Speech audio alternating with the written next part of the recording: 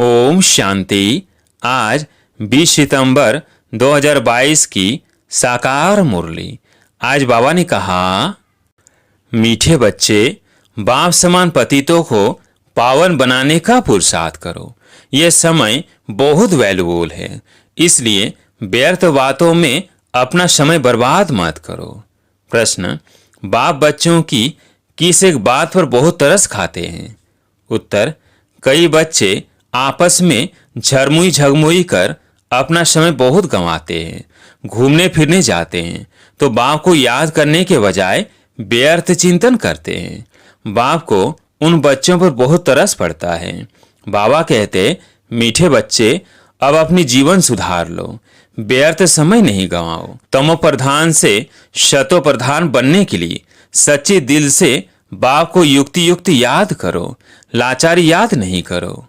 भगवानुवाच, बच्चे भी समझते होंगे जरूर कि भगवान हमको पढ़ा रहे हैं। हम बहुत पुराने स्टूडेंट हैं।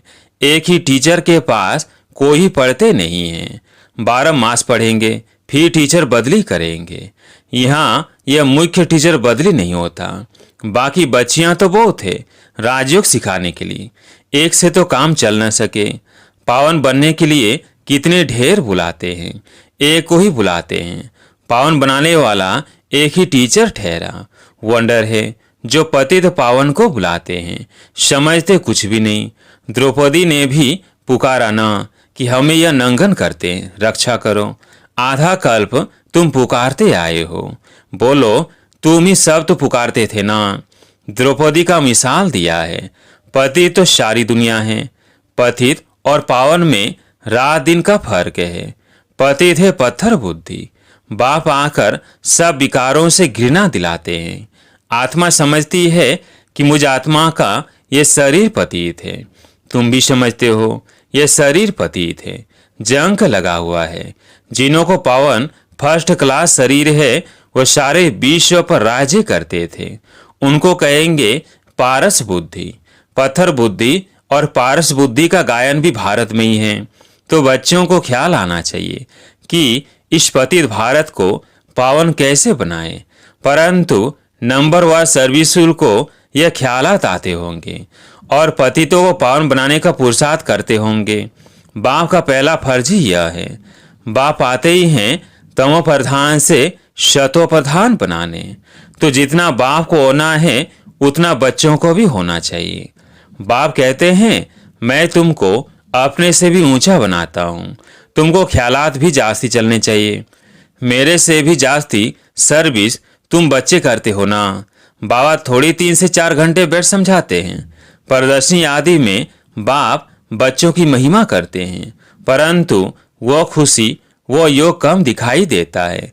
इसलिए बेहद का बाप जो इन द्वारा पढ़ाते हैं ये सबसे नजदीक है। इतना एकदम नजदीक बाप दादा कब देखा है? मुख्य है ही आत्मा। आत्मा निकल जाए तो शरीर कोई काम का नहीं रहता। मनुष्य के शरीर की कोई वैल्यू नहीं रहती, कोई काम में नहीं आता, राख हो जाता है। जानवरों आदि की हड्डियां भी काम में आ जाती है, चमड़ा भी काम में आता है। मनुष्य का तो कुछ भी नहीं बनता। हड्डियां पानी में डाल खत्म कर देते हैं, निशानी भी नहीं रहती। उन्हों की निशानी फिर भी जंगलों में पड़ी रहती है। मनुष्य का सतयुग से लेकर त्रेता अंत तक तो मूल्य है। देवताएं हैं तब तो पूज्य लायक है। पीछे पाए की भी वैल्यू नहीं रहती। इसलिए कहा जाता है पत्थर बुद्धि भरी ढोते रहते हैं। पैसे आदि की चिंता रहती है, वहाँ तो बिल्कुल निश्चिंत रहते हैं। तो बाप कहते हैं कि तुम्हारा ये शरीर बहुत वैल्यूबल है, यह टाइम भी वैल्यूबल है। इनको वेस्ट नहीं गंवाओ, फालतू बातों में समय नहीं गंवाओ।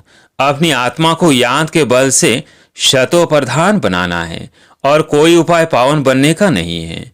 एक ही शास्त्र में भगवानुवाच है जिसको कहते हैं श्रीमद् भगवद गीता। तो बाप कहते हैं, आओ कंगाल बच्चे, तुम्हें सिताज बनाओ। तुम भी समझते हो कि बरोबर हम कंगाल हैं, बल बहुत धनवान है, पद्मा पदमपति है। उन्हों के फोटो नाम आदि निकालते हैं ना। तुम बच्चों में भी नंबरवार धनवान हैं। तुम कहेंगे हम अस्थाई सच्चे धनवान हैं। यह धन ही साथ देता है। तुम्हारे आगे वो सब कंगाल है। नाम भल पदमपति आदि है। सदगुरु बाबा ने भी तुम्हारा नाम पद्मा पदमपति अविनाशी रखा है। तुम हो स्वर्ग के पदमपति, वह नरक के पदमपति। नरक और स्वर्ग को तुम समझते हो, वह पत्थर बुद्धि बिल्कुल नहीं समझते। आगे चल तुम्हारे पास आएंगे, जब विनाश देखेंगे तब समझेंगे यह तो पुरानी दुनिया का विनाश हो जाएगा। फिर कहेंगे यह ब्रह्म कुमार कुमारियां तो सच कहते थे। अच्छा, अब क्या करना है? कुछ कर नहीं सकेंगे। पैसे आदि एकदम जलमर सब खत्म हो जाएंगे। बॉम्ब शादी गिरते हैं तो मकान जायदाद आदि सब खत्म हो जाता है। शरीर भी खत्म हो जाते हैं। यह तुम देखेंगे बड़ा भयानक सीन आने वाला है। उस समय ज्ञान में आ नहीं सकेंगे। अब यह भगवान बैठ समझाते हैं। बच्चे जानते हैं हम आए हैं भगवान से पढ़ने। तुम कितने तकदीरवान हो, यह भी सबको निश्चय नहीं है। निश्चय हो तो भगवान से क्यों नहीं पढ़े? रात दिन बत्तियां जगाकर मर झुर कर भोजन न खाकर भी एकदम पढ़ने को लग पड़े। वाह, यह तो 21 जन्मों की कमाई है। बहुत अच्छी रीति पढ़ने को लग जाए। पढ़ाई भी क्या है, मुख्य है ही बाबा को याद करना। बाबा को बहुत तरस आता है। बाबा जानते हैं बच्चे घूमने फिरने जाते हैं, एक भी बाप की याद में नहीं रहते। झरमुई झगमुई बहुत करते हैं। बच्चों को बहुत होना रहना चाहिए। बस टाइम बहुत थोड़ा है। भारत कितना बड़ा है, बहुत सर्विस है। पहले अपनी जीवन तो सुधार ले। बाप बहुत बार कहते हैं बच्चे झरमुई झगमुई मत करो, यह बातें छोड़ दो, अपना जीवन सुधारो। सबको आपस में लड़ मरना है। ड्रामा की भावी ऐसी है। तमो प्रधान से सतो प्रधान बनने में टाइम तो लगता है ना। अपने दिल से पूछना है कि हम कितना समय याद करते हैं। सच्ची दिल से, बहुत प्यास से युक्ति युक्त याद कोई 5 मिनट भी मुश्किल करते हैं। बहुत लव से याद किया जाता है। बिगर लव कभी किसको याद करते हैं क्या? बहुत है जो लाचारी हालत में याद करते हैं। लव से याद करना आता ही नहीं। सच्ची दिल पर साहेब राजी। देखो बाबा एक ही आवाज करते हैं, मन मना भव, अर्थात याद करो तो तुम्हारे सब पाप कट जाएंगे। हम ही तुम्हारा दोस्त हूँ, बाकी तो सब है दुश्मन। तुम एक दो के भी दुश्मन हो। बहुत आपस में लड़ते झगड़ते हैं तो दोस्त कैसे ठहरे? बाप कहते हैं अगर आत्मा भाई भाई समझो तो दुश्मनी सारी खत्म हो जाए। न नाक न कान न मुख है तो दुश्मनी किससे रखेंगे? शरीरों को देखो ही नहीं। तुम भी आत्मा, वो भी आत्मा, तो दुश्मनी निकल जाती है। बहुत मेहनत है। बिगर मेहनत कुछ मिलता है क्या? उस पढ़ाई में भी कितना माथा मारते हैं। सहज भी है। बाप कहते हैं सिमर सिमर सुख पाओ। यह तो जानते हो कि भक्ति मार्ग में सिमर सिमर दुख ही पाया है। जिसको सिमरते हैं उनके ऑक्यूपेशन का पता नहीं। कितने को सिमरते हैं? हनुमान को सिमरो, गणेश को सिमरो। एक है सिमर सिमर सुख पाओ और दूसरा है सिमर सिमर दुख पाओ। क्योंकि भक्ति रात है ना। शिव बाबा की रात थोड़ी हो सकती। रात में धक्का खाया जाता है। पहले नंबर में है यह ब्रह्मा, धक्का खाते हैं। उसके साथ तुम ब्राह्मण भी साथी हो। ब्राह्मणों का सारा कुल है। जो ब्राह्मण बनते हैं वो आकर सुख पाते हैं सिमरने से। तुम सबको कहते हो कि शिव बाबा को याद करो तो पाप कट जाएंगे। तुम एक बाप का सिमरण करते हो। मनुष्य तो अनेकों का सिमरण करते करते पाप आत्मा बन जाते हैं, सीढ़ी उतरते जाते हैं। अब तुम एक बाप को याद करो अर्थ सहित। बाप कहते हैं मैं आया हूँ वर्षा देने, पावन बनाने। अर्थ है ना, शिव बाबा पति तो पावन है। यह किसको भी पता नहीं है। कोई आकर बतावे तो सही कि कैसे आकर पावन बनाते हैं। तुम्हारे पास यहाँ बैठे भी पूरी रीति जानते ही नहीं हैं। माया बुलाने वाली कोई कम नहीं है। तुम खुद कहते हो बाबा हम याद करते हैं, माया भुला देती है। बाबा कहते हैं अरे तुम बाबा को याद नहीं करेंगे तो वर्षा कैसे मिलेगा? बाप के सिवाय कोई वर्षा देगा? जितना बाप को याद करेंगे उतना वर्षा ऑटोमेटिकली मिलेगा। सीधा समझाते हैं।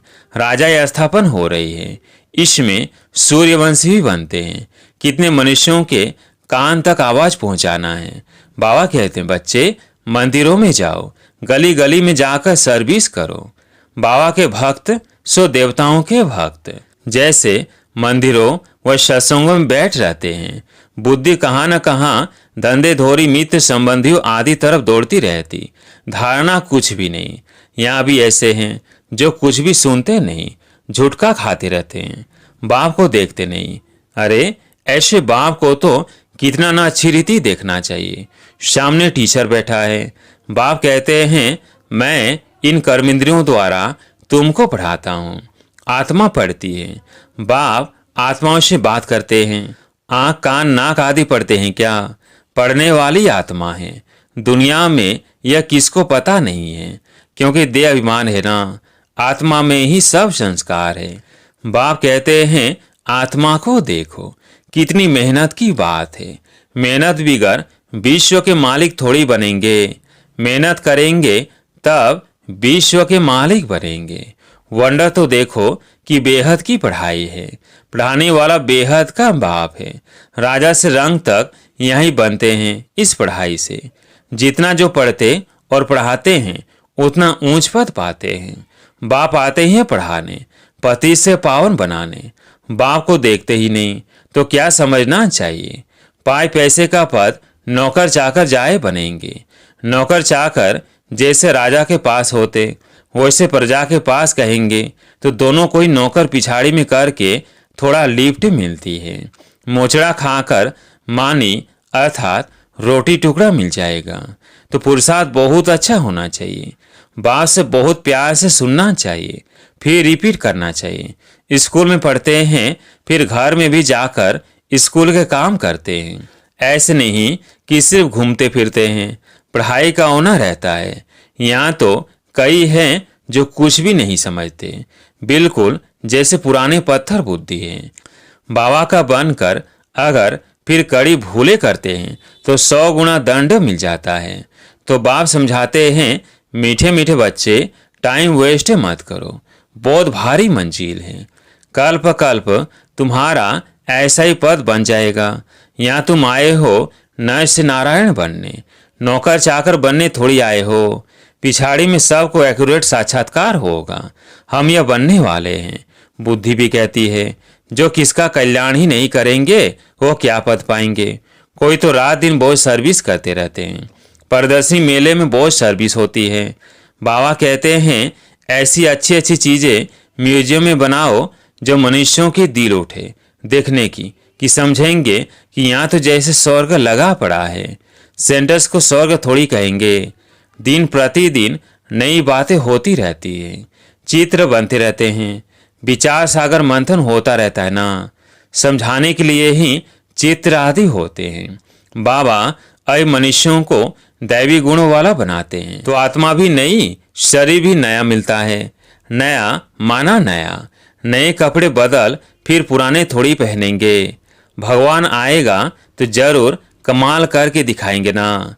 भगवान है ईश्वर की स्थापना करने वाला। अच्छा, मीठे मीठे सिकिलधे बच्चों प्रति माता पिता बाप दादा का याद प्यार और गुड मॉर्निंग। रूहानी बाप की रूहानी बच्चों को नमस्ते। हम रूहानी बच्चों की रूहानी बाप दादा को याद प्यार गुड मॉर्निंग नमस्ते नमस्ते। धारणा के लिए मुख्य सार। पहला पॉइंट, बाप जो सुनाते हैं उसे बहुत प्यार से आत्म अभिमानी होकर सुनना है। सामने बैठकर बाप को देखते रहना है। झूठका नहीं खाना है। पढ़ाई में बहुत रुचि रखनी है। भोजन त्याग कर भी पढ़ाई जरूर करनी है। दूसरा पॉइंट, एक बाप को सच्चा दोस्त बनाना है। आपस में दुश्मनी समाप्त करने के लिए मैं आत्मा भाई भाई हूँ यह अभ्यास करना है। शरीर को देखते हुए भी नहीं देखना है। आज प्यारे मीठे बाबा का वरदान, लाइट स्वरूप की स्मृति द्वारा व्यर्थ के बोझ से हल्का रहने वाले तीव्र पुरुषार्थी भव। लाइट स्वरूप की स्मृति द्वारा व्यर्थ के बोझ से हल्का रहने वाले तीव्र पुरुषार्थी भव। जो अपने निजी लाइट स्वरूप की स्मृति में रहते हैं, उनमें व्यर्थ को समर्थ में परिवर्तन करने की शक्ति होती है। वे व्यर्थ समय, व्यर्थ संग, व्यर्थ वातावरण को सहज परिवर्तन कर डबल लाइट रहते हैं। साथ साथ ब्राह्मण परिवार के संबंध में, सेवा के संबंध में भी हल्के रहते हैं। उनका रिश्ता किसी भी पुराने संस्कार व संसार से नहीं रहता। किसी देहधारी व्यक्ति या वस्तु की तरफ उनकी आकर्षण हो नहीं सकती। ऐसे तीव्र पुरुषार्थी बच्चे सहजी फरिश्तेपन की स्थिति को प्राप्त कर लेते हैं। आज के स्लोगन: बेफिक्र वासा बनना है तो तन मन धन को प्रभु समर्पित कर दो। बेफिक्र वासा बनना है तो तन मन धन को प्रभु समर्पित कर दो।